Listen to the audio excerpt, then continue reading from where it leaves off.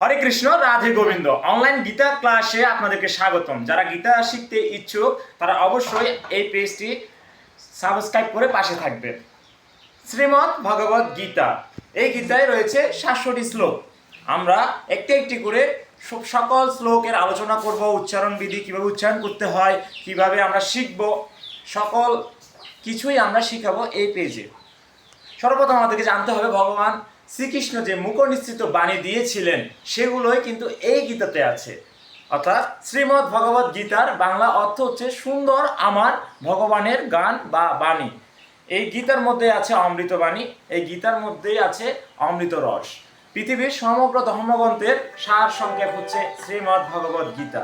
তাই কলিযুগের একমাত্র ধর্মগ্রন্থ যেটাকে পড়লে আমরা সমগ্র পৃথিবীর সব কিছুই আস্বাদন করতে পারবো, সেটা হচ্ছে শ্রীমদ্ ভগবত গীতা।